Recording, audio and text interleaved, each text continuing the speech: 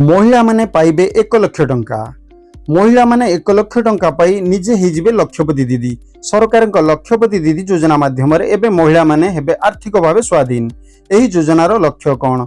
लक्षपति दीदी योजनार मुख्य लक्ष्य ग्रामीण महिला मानकु स्वयं रोजगार देई वर्ष को कम से कम 1 लाख आय कराइबा। एहा माध्यम महिला माने छोट व्यवसाय आरंभ करि परिबे। आसंतु जानिबा केउ माने आवेदन करि परिबे।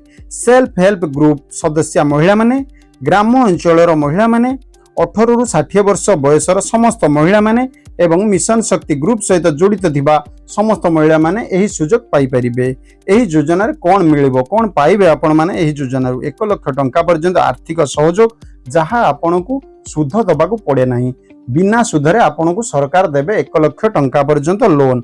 जो लाख टंका भितरे आपण कोनोसी छोट व्यवसाय करिवे, जहा पई सरकार फ्री ट्रेनिंग स्किल आपनकर डेवलपमेंट करेबा सहित व्यवसाय आरंभ पई समस्त प्रकार सहयोग करिवे एवं बैंक लिंकेज रो सुविधा देबे।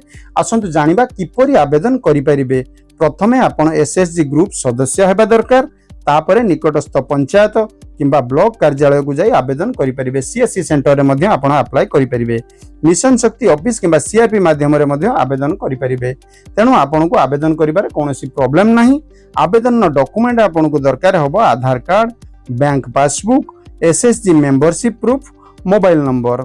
आपण एथुरु किपरि लाभ पाई परिबे। आवेदन पर वेरिफिकेशन हबो। वेरिफिकेशन ने आपण जदि योग्य थिबे ताले आपण ट्रेनिंग पई सिलेक्शन हेबे। परे आपण को बिजनेस प्लान अनुसार लोन फाइनेंशियल सपोर्ट मिलिबो। निज व्यवसाय आरंभ करी आपण हेबे लक्षपति दीदी। एही योजनार सरकार जहाँ मुख्य लक्ष्य रखिचंती लक्षाधिक महिला को आर्थिक भाव सक्षम करिबा और ग्रामीण अर्थनीति को शक्तिशाली करिबा। तेणु जदि आपण एसएसजी ग्रुप सहित जड़ित अछंती तेबे एही सुजोग को केबे हाथ छड़ा करंतु नाही।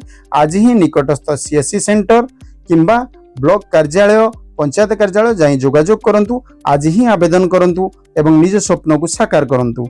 एही परि गुरुत्वपूर्ण खबर पई हम चैनल सहित जोड़ी हेई रहंतु। धन्यवाद।